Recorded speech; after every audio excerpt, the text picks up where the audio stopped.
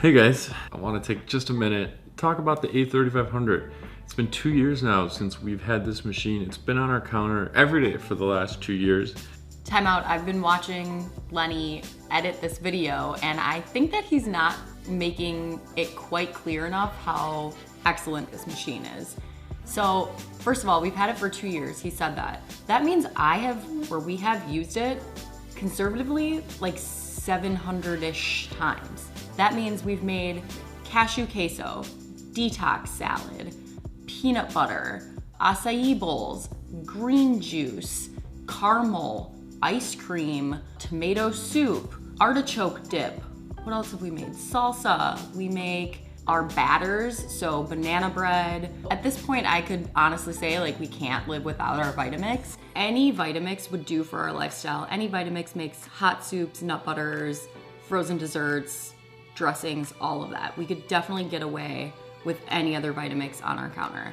But this one has all the bells and whistles, and that's kind of what we love about it. I really like that it's the quietest model. We use it many times a day, and so that makes a difference. And it looks awesome in our kitchen. And I'd really miss the timer. I watch that timer, I set that timer. It helps me multitask in the kitchen. And then the 8 ounce, I didn't think I was gonna use it that much, but we really do. I use all of my dressings I make in there. Otherwise you end up having to make quite a bit of dressing. Balsamic vinaigrette, our Caesar, our ranch dressing, all in the 8 ounce. I made all of our baby food for our kid in there. I steamed a bunch of veggies and used the 8 ounce because I wasn't sure if he was gonna like anything, so I wanted to make a small amount. And then also we make our peanut sauce in there for our spring rolls, and that is an awesome use of that 8 ounce container. So I'm gonna make Lenny add this to his video because I don't feel like he was excited enough about the A3500, and I am, and I'm really the one that uses it the most in the kitchen.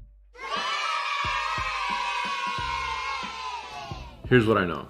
The touch buttons, touch on off, touch pulse, they're really good. They haven't been anything but responsive and surprisingly durable. They even respond if there's a drop of water on there. And that goes for program buttons as well as the plus and minus, so increase the count and decrease the count. And that also makes the front of the A3500 pretty easy to clean. It's just kind of one swipe, especially if you compare it to its predecessor, the Pro 750. There's more cracks and crevices in between the switches, so really easy to clean. The only thing I would say is for demonstration purposes, if you're using this thing backwards, if you have it in front of you like this and you're kind of doing this, it's a little tougher to do than just kind of pulling the switches. So if you've seen any of our videos and it's like, it doesn't really work, well, that's because there's nothing to feel. So this is not good if you have any visual impairment. If you're an individual with visual disabilities, this is not a good fit for you. Like on a keyboard where there's a little scratch so you know where the D or the K is, I think.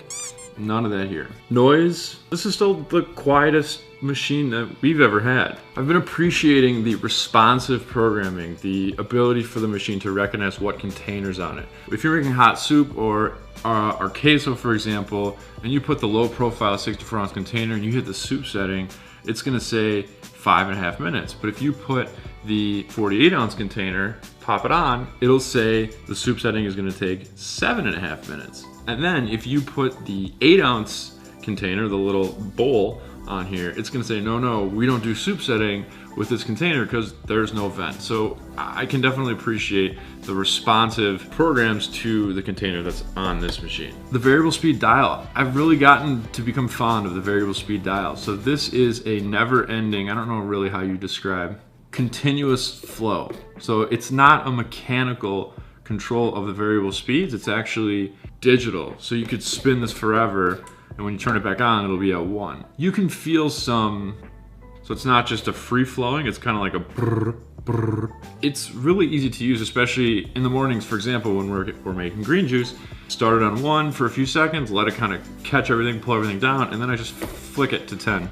Also nice, I appreciate the counting up when you're just using variable speed to tell you how long you've been blending. I know with our green juice, we make it for about 1 minute and 20 seconds to really get everything mixed. And so I'll head over to the sink and wash a dish or two, look over my shoulder, 1 minute and 20 seconds. Okay, now it's time to go back down to 1 to slow things down, to get some of those air bubbles out. We're good to go. And then also the countdown timer. So if you're using a program, the smoothie setting or a soup setting, it's nice to know, okay, it's been running for a long time. We only have a minute left. It's kind of a nice little status update. Like if you're waiting for the train and you see, oh, there's a train coming in 2 minutes, it's just kind of reassuring to know that the wait is ending soon. I will say there was some initial resistance to the clear lid because it's a different material than the rubber lid from its predecessor.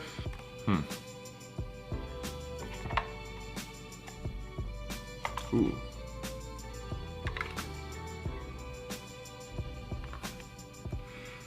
Okay. All right. So we should talk about this. The clear lid is a little trickier to clean. It's a little more rigid, and then also there's this rubber kind of seal around it, and you kind of have to take it off to get some of the schmutz off of it. Can you see? That's a thing.